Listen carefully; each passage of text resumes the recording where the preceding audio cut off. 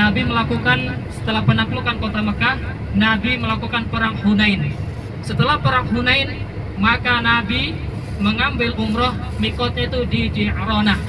Nah ini tahun ke-6, tahun ke-7, tahun ke-8.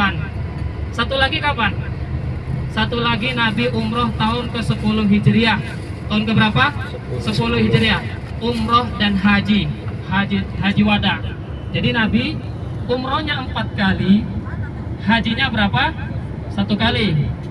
Ingat ya Bapak Ibu ya. Nabi berapa kali umroh? 4 kali. Hajinya berapa kali? 1 kali.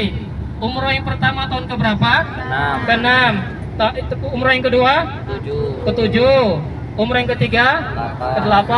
Umroh yang keempat? Tahun ke-10 Hijriah. Tahun ke-11 Nabi wafat. Tahun ke-11 Hijriah Nabi wafat. Nah makanya Nabi hanya melakukan ibadah haji sekali, ibadah umroh 4 kali.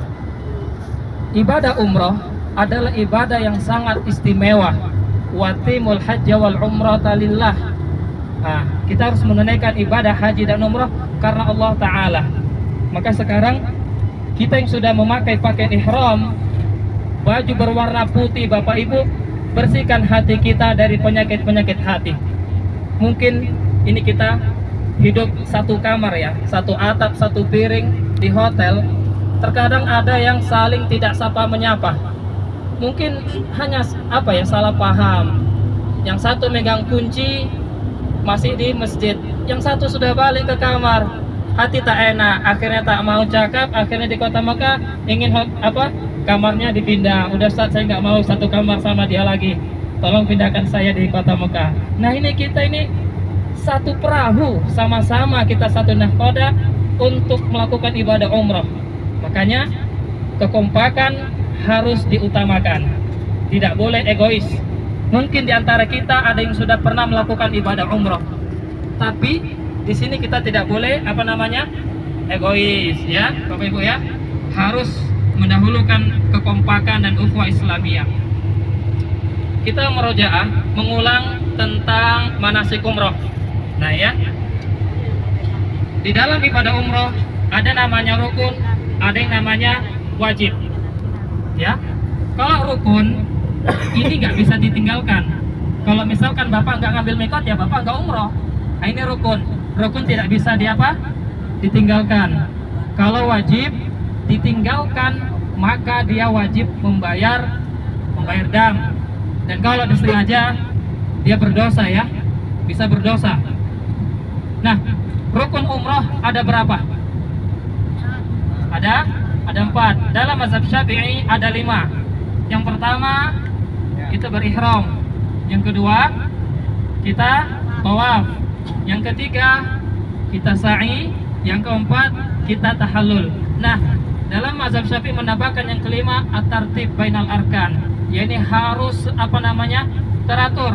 Gak boleh Bapak sekarang motong rambut dulu, baru ngambil mikot, baru tawaf, baru sa'i. Tidak boleh. Harus sesuai dengan urutan.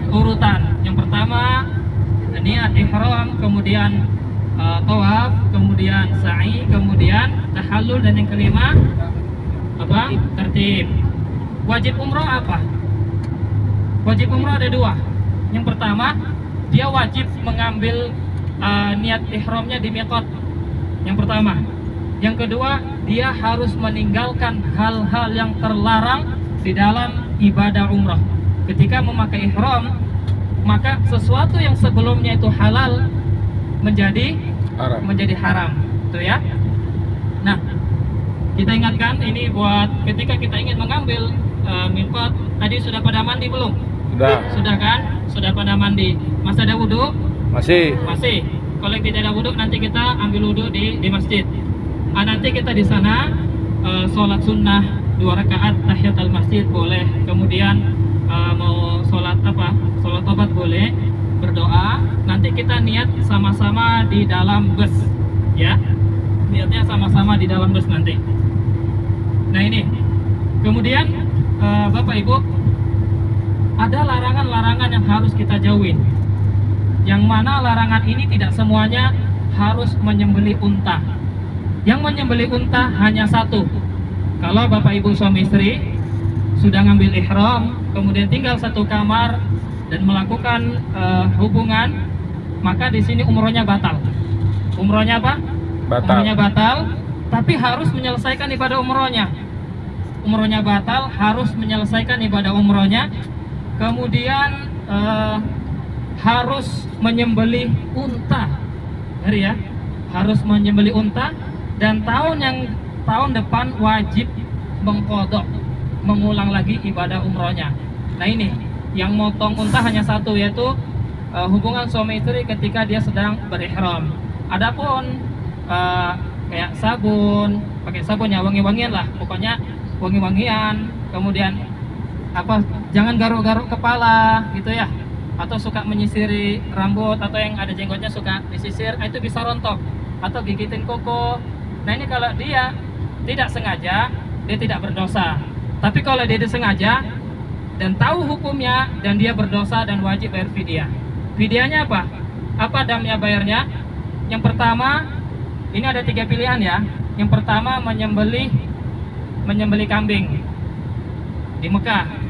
Yang kedua, memberi makan 6 orang miskin, yaitu 1 orang 1,5 kilo. Berarti kalau ada 6 orang berapa? 9 kilo, iya kan?